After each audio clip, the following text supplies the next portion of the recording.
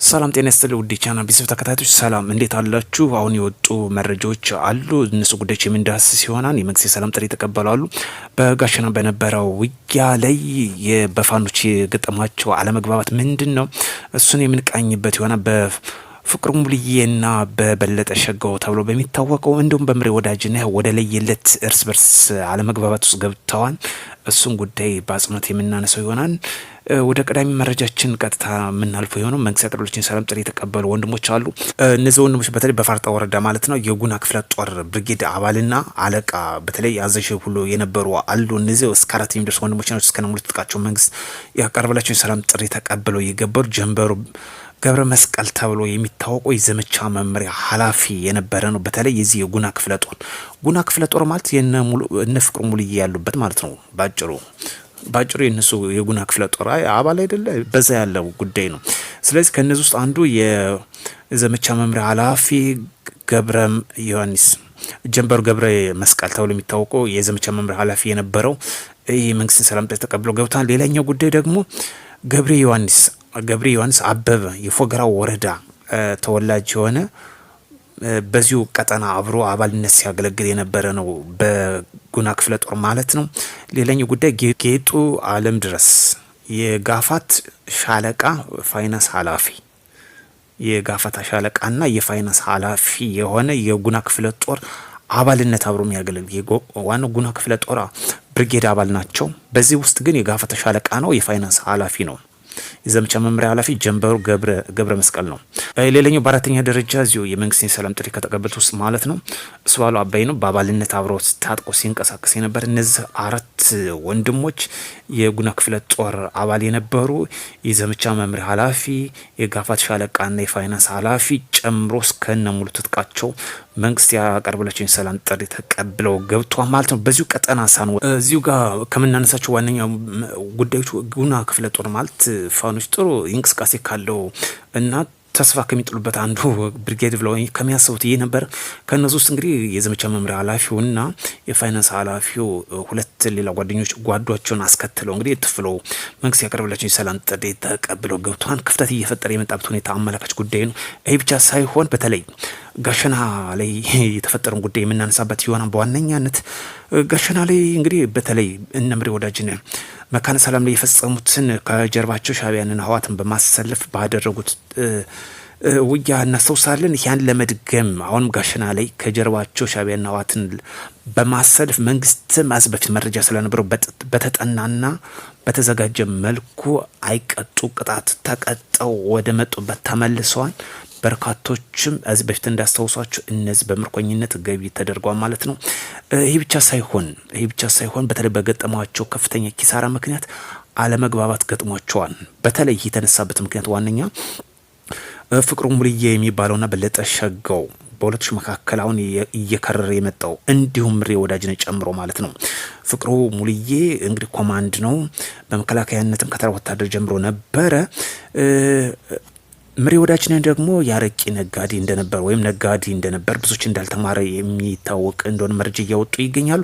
ስለዚህ ይህ ተራ ነጋዴ በኮማንድነት የሰለጠኑትን እኔ ሊያዝ አይችልም የሚል አንድምታ ወጥቷል። ምክንያቱም ይህን እንደዛ ያለበት ምክንያት በዚህ ሽንፈት ምክንያት በዋነኛነት አዛዥ ምሬ ወዳጅነህ መሆኑ ይታወቃል። በዚህ ምክንያት እንደዛ የሚባል መረጃም አመላካች ጉዳዮች አሉ።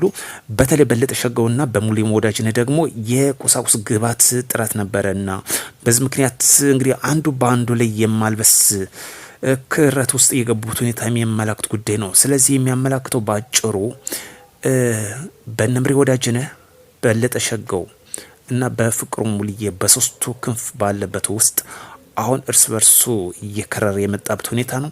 እንግዲህ እየዋለ እያደረ እንደነ አማራ ፋኖ ብሔራዊ ኃይልና እንደ አማራ ፋኖ ህዝባዊ ድርጅት እንደ ሀብቴ ወልዴና እንደ ደረጃ በላይ አይነት እየከረረ የሚደርስበትን ደረጃ የምንመለከተው ጉዳይ ይሆናል ማለት ነው። እዚህ ጋር ሌላኛው ጉዳይ የምናነሳው አለ። በጣም የሚገርም ነው።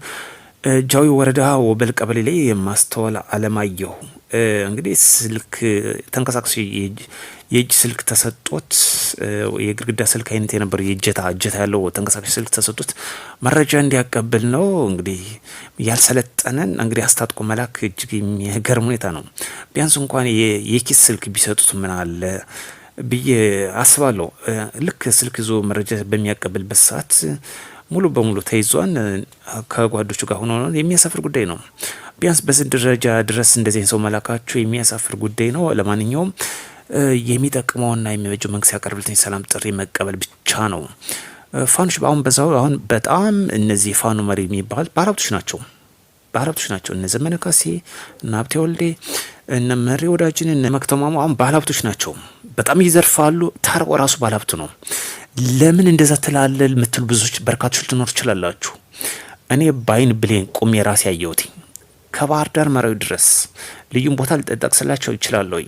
ጎቻ ተብሎ የሚታወቁ አሊያም ደግሞ ኢዶንጋ ተብላ የምታወቁ ልዩ ቦታ ተሳቢ ሲመጣ ይታገታን። የአጭር ጊዜ እገታም ይባላል። የአጭር ጊዜ 50 ሺህ 40 ሺህ አንድ ይቀበሉታል። አንድ ገልብጥ ይባላል። ይገለብጣን ይሄዳል። አለም ሹፌሩን አግተን ዘንዳለን ይባላል። መኪና እየተመረጠ ከባድ የመኪና የጭነት መኪኖች ያን ብር በየቀኑ ሲሰበሰቡ ይውላሉ። ባለሀብቶች ናቸው። ይህ የዘረፋ ቡድን ነው በግልጽ የሚያሳየው።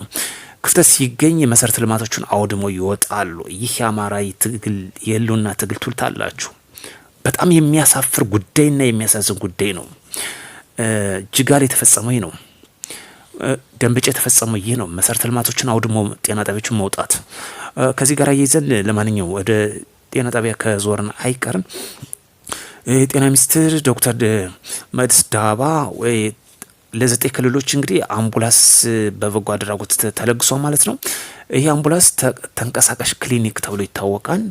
በተለይ ለህጻናትና ለእናቶች የሚያገለግል ነው። በጃፓን ድጋፍ በተደረገ የገንዘብ ድጋፍ ማለት ወደ 450 ሚሊዮን ብር የሚገመት ወጪ የተደረገባቸው በ9 ክልሎች የሚሰራጩ ተንቀሳቃሽ ክሊኒክ ተብሎ ይታወቃል።